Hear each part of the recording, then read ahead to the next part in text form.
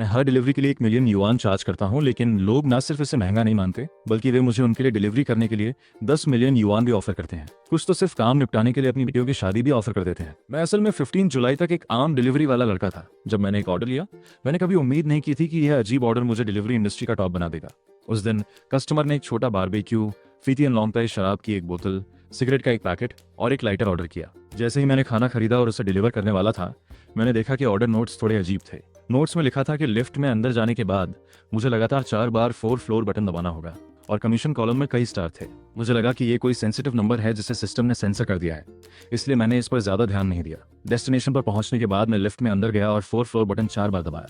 ऐसा नहीं है कि मुझे ओसीडी है, लेकिन मैं उन अजीब लोगों से सच में डरता हूँ। क्या होगा अगर कस्टमर ने जरूरतें पूरी न करने पर मुझे बुरा रिव्यू दिया? ये बहुत बड़ा नुकसान होगा। लेकिन जैसे ही मैंने 4 बटन दबाए, लिफ्ट जो लगातार ऊपर जा रही थी अचानक नीचे गिर गई। लगातार बहुत ज्यादा वजन न होने के एहसास के बाद वो धड़ाम से रुक गई। डर से मेरे पैर कमजोर हो गए।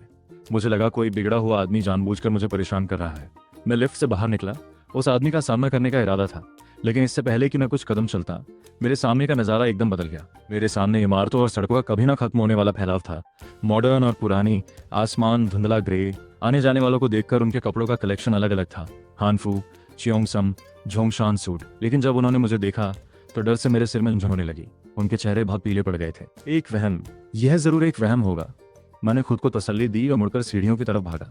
लेकिन तभी एक ठंडा हाथ मेरे कंधे पर पड़ा। ये वही है जो मैंने ऑर्डर किया था, ये लो।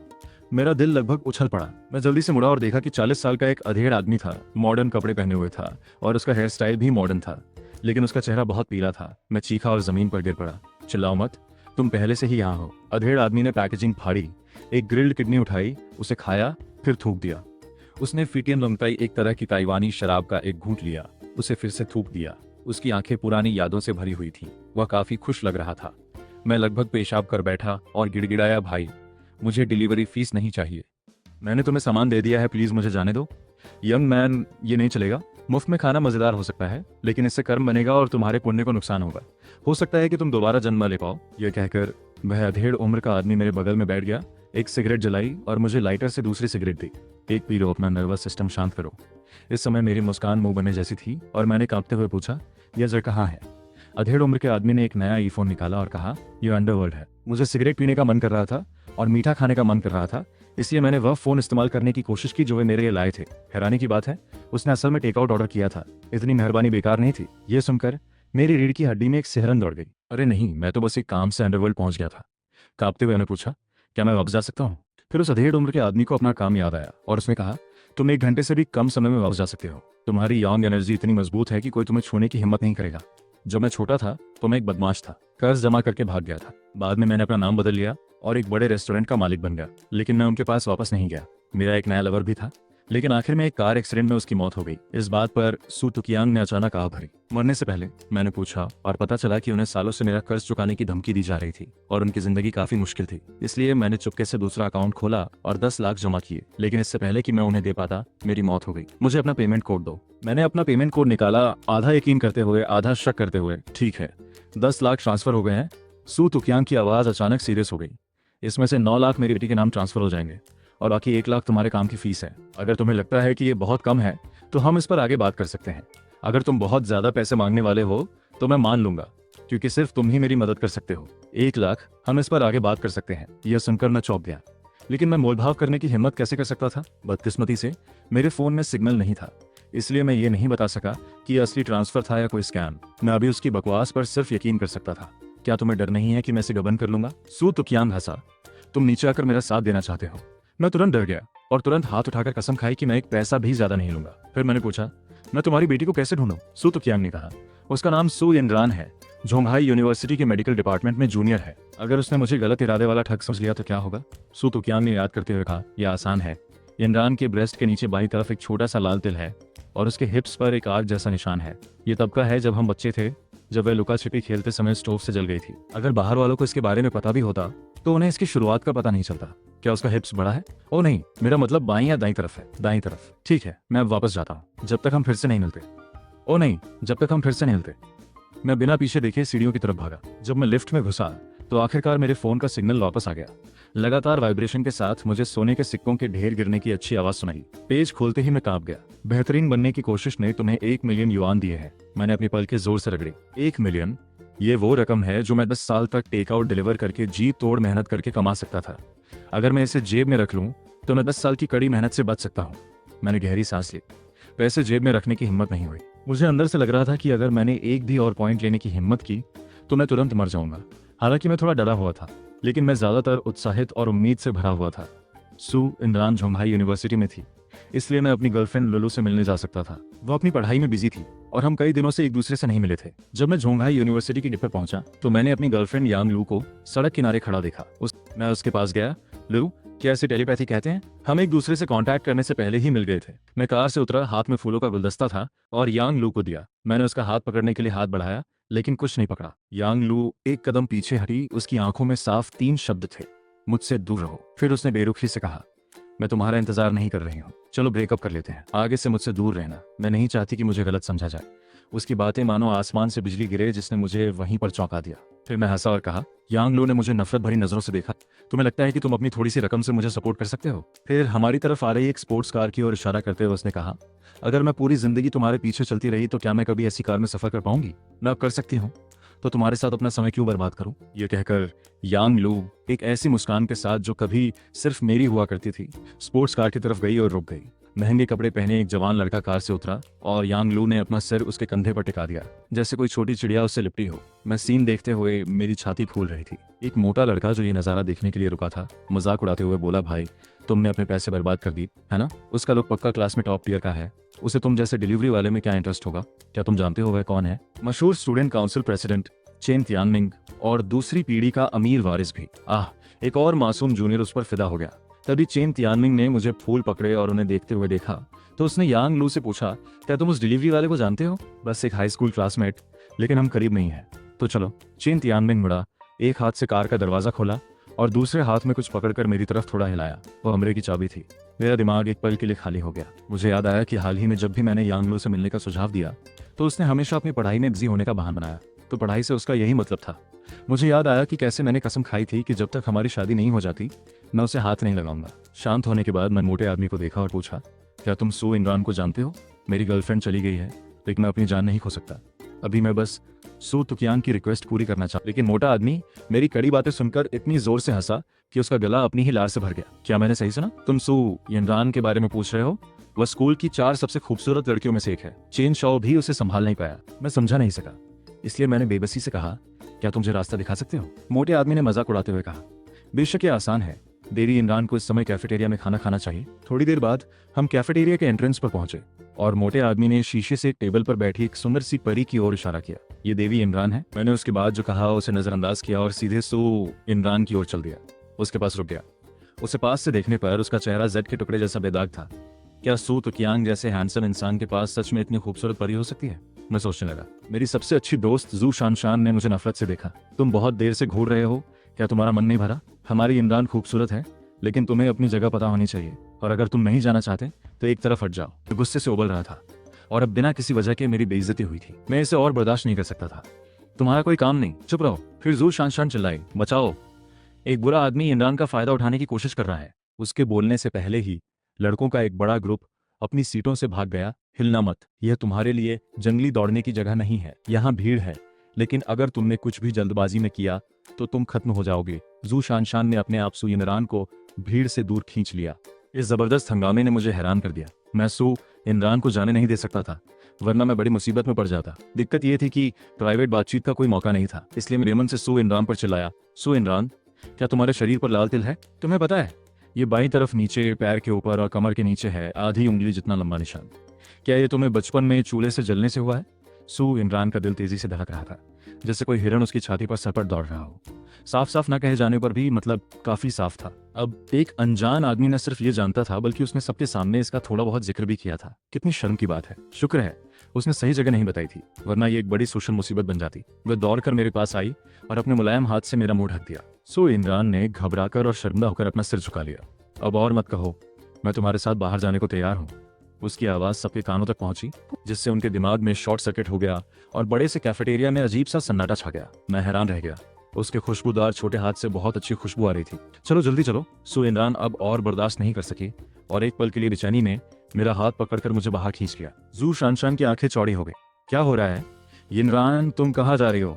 सू इमरान ने बिना सिर घुमाए जवाब दिया। उसे कुछ प्राइवेट बातें करने के लिए बाहर ले जा रही हूँ, हम बाद में वापस आएंगे। एक समय शांत रहने वाला कैफेटेरिया अचानक अफरा तफरी में बदल गया। डिलीवरी वाला कौन है?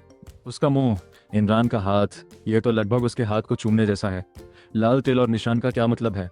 बाईं ओर, कुछ नीचे, पैर ऊपर, कमर नीचे, मुझे बिल्कुल समझ नहीं आ रहा। कैफेटेरिया के बाहर, वाह, ये डिलीवरी वाला सच में कुछ खास है। फैटी ने सू इमरान को असल में इस डिलीवरी वाले लड़के के साथ बाहर आते और उनकी हरकतों को इतना अपनापन दिखाते हुए देखा। खुद को जोर से थप्पड़ मारा ताकि पक्का हो जाए कि ये कोई वहम तो नहीं है। थोड़ी देर बाद सू इमरान मुझे स्कूल के बाहर एक केटीवी पर ले गई और एक प्राइवेट कमरा बुक किया। अंदर जाने के बाद सू इमरान ने सावधानी से पूछा, उन शब्दों का क्या मतलब था? मैंने धीमी आवाज में कहा, अब यहाँ कोई बाहरी नहीं है, चलो सीधे मुद्दे पर आते। सो इमरान का सीना गुस्से से फूल गया। कौन कहता है कि हम परिवार हैं? उसने चेतावनी दी, मजाक मत करो, अगर तुमने कुछ गलत किया तो मैं चिल्लाऊंगी। मैंने अपना हाथ उठाया, हवा में सू इमरान के बाईं ओर थोड़ा नीचे इशारा करते हुए। तुम्हारे यहाँ एक लाल तिल है ना? मैंने अपने दाहिने कूल्हे पर थपथपाया। बचपन में लुका छिपी खेलते समय तुम चूल्हे से जल गए थे। बताओ, तुम्हें यह सब कैसे पता? मैं सोफे पर बैठ गया और ऊपर देखा। मेरा नाम वोंग योंग है। सू तुकियांग ने मुझे तुम्हें ढूंढने के लिए कहा था। उसे डर था कि तुम मुझ पर यकीन नहीं करोगी, इसलिए उसने मुझे सबूत के तौर पर ये बातें बताईं।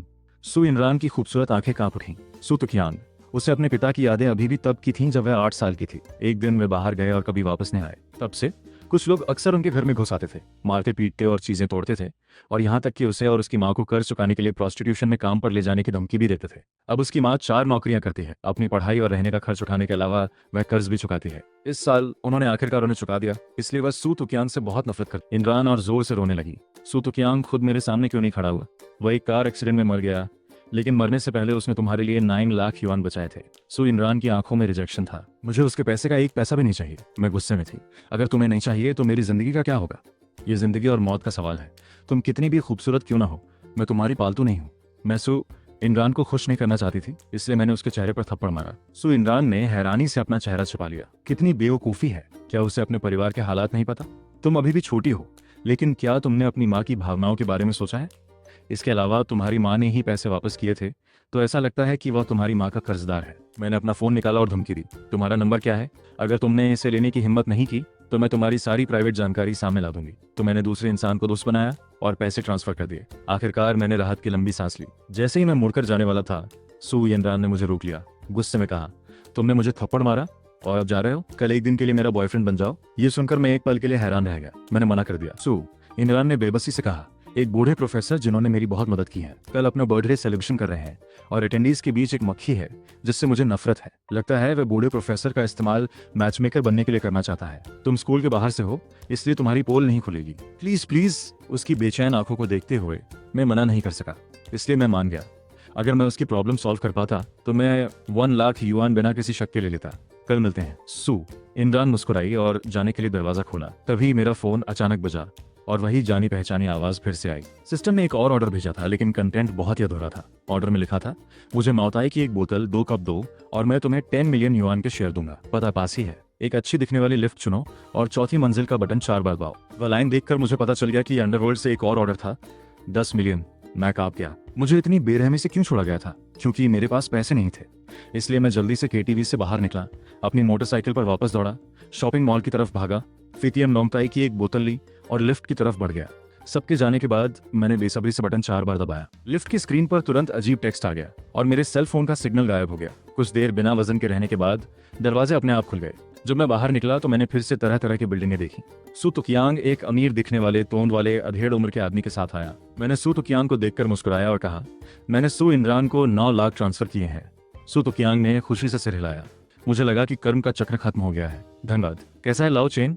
मैंने तुमसे झूठ तो नहीं बोला। मैं सच में वहां से टेकआउट ऑर्डर कर पाया। दिखावा करने के बाद सू तुकियांग ने मुझसे कहा, मेरे बगल में यह आदमी चेन होंगफेई है, जो झोंगहाई शहर का एक लोकल बॉस है, जिसकी करोड़ों की डेकोरेशन कंपनी है। जल्दी करो छोटे भाई, मेरी इच्छा पूरी करने के लिए मुझे कुछ वाइन दो। चेन होंगफेई ने वाइन के बर्तन से वाइन ली, 2 कप में वाइन भरी, मुझे और सू तुकियांग को दी, फिर एक बड़ा घूंट लिया, थूक दिया और आंखें बंद करके उसका स्वाद लिया। पाताल लोक में इसे मुंह से गुजरन कहते हैं। अगर मौती दुनिया में कोई आत्मा सच में कुछ खाती या पीती है तो उसका नतीजा सिर्फ तबाही होती है। सू तुकियांग ने कहा। बूढ़े चेन टाइम का है। चलो पहले अपना काम खत्म करते हैं, फिर धीरे धीरे पी सकते हैं। हाँ चलो, पहले काम पर लग जाते हैं। चेन होंगफेई ने उम्मीद से मेरी तरफ देखते हुए मुझे एक पता दिया। वो मेरा घर है। जब तुम वहां पहुंचो तो मेरी तस्वीर को छूना और मुझे तुम्हें अपने वश में करने देना। मैं हैरान रह गया। मैंने बहुत सारी हॉरर फिल्में देखी हैं। क्या आप किसी पर ऐसे कब्जा कर सकते हैं? अगर मैं उन पर कब्जा कर लूं और जाने से मना कर दूं तो क्या मैं बड़ी मुसीबत में नहीं पड़ जाऊंगा? कब्जा? ये है कब्जा? चेन होंगफेई चिल्लाया। उसके चेहरे पर आंसू बह रहे थे। मैं आपसे विनती कर रहा हूँ, प्लीज मेरी मदद करें।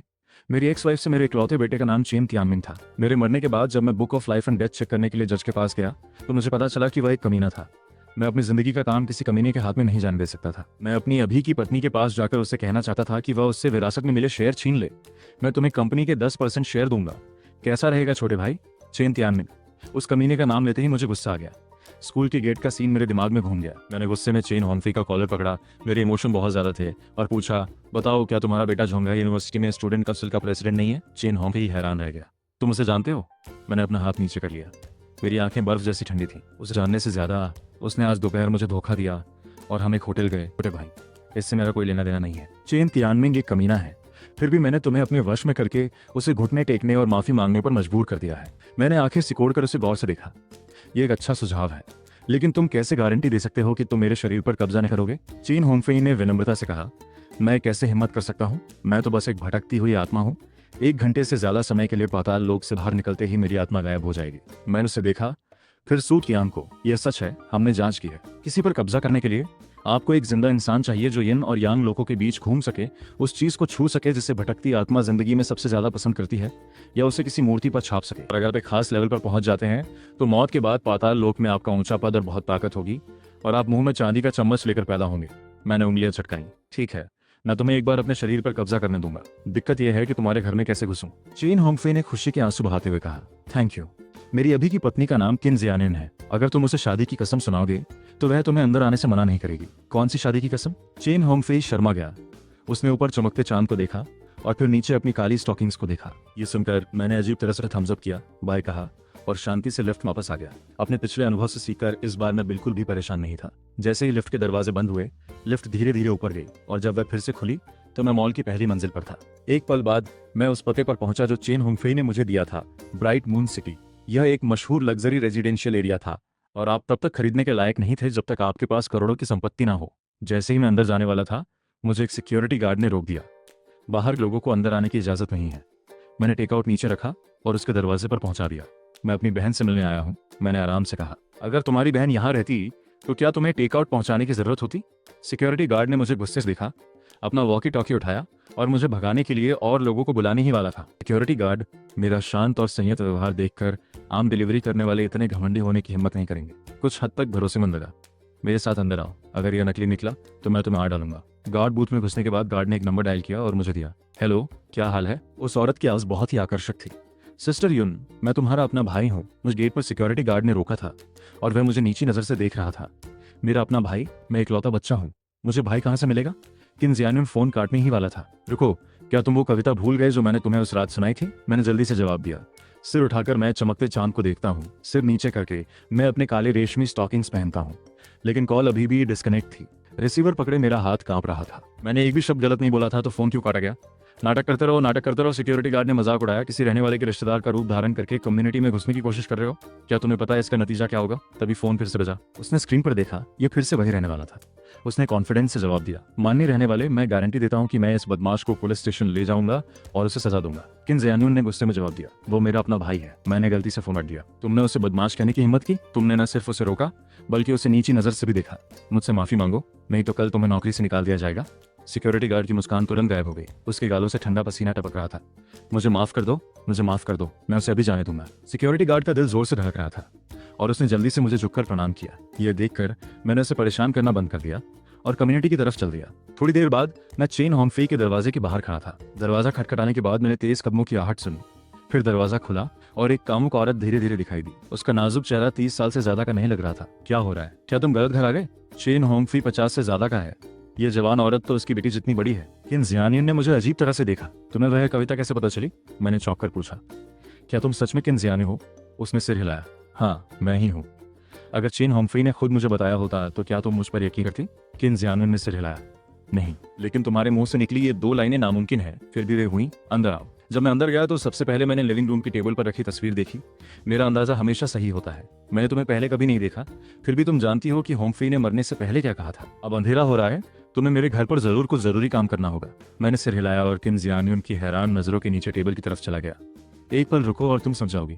मैंने हाथ बढ़ाया, मेरी उंगलियां कांप रही थी और धीरे से चेन होमफेई की तस्वीर को छुआ। अगले ही पल जैसे मेरे शरीर में बिजली का करंट दौड़ गया हो। मुझे साफ तौर पर अपनी चेतना में एक परछाई दिखाई दी, चेन होमफेई। लेकिन अभी भी मेरा शरीर मेरे कंट्रोल में है। चेन होमफेई ने चापलूसी भरी मुस्कान के साथ कहा, छोटे भाई, अगर तुम कुछ कहना चाहते हो तो बस अपने मन में सोचो और तुम मुझसे बात कर सकते हो। तुम्हें अपने वश में करने की इजाजत देनी है। मैंने राहत की सांस ली। कम से कम पहल तो मेरे पास थी। अगर बाद में मैंने गलती से भी मेरी इजाजत के बिना किसी गंदी चीज को छू लिया तो आत्मा को तकलीफ उठानी पड़ेगी। मेरे मन में एक ख्याल आया, आगे बढ़ो। चेन होमफेई और इंतजार नहीं कर सका और तुरंत धुंध के बादल में बिखर गया, जो मेरे शरीर के हर कोने में फैल गया। मुझे बेचैनी महसूस हुई। यह एहसास लगभग लकवाग्रस्त होने जैसा ही था। यह बताना जरूरी है कि मेरे पांचों सेंस, देखना, सुनना, चखना, सूंघना और छूना, अभी भी ठीक थे, बिना किसी असर के। बस मेरा शरीर 1 घंटे के लिए पूरी तरह से सेंस के भरोसे था। किम जियान्युन ने मुझे देखा, पूरी तरह हैरान। तुम क्या कर रहे हो? मेरे मुड़ने के बाद उसकी आंखों में बिना किसी छुपे प्यार की चमक थी। छोटी यूनियन। किम जियान्युन की पुतलियां सिकुड़ गईं। उसका जवान चेहरा, चाल ढाल और मिजाज पहले से बिल्कुल अलग था।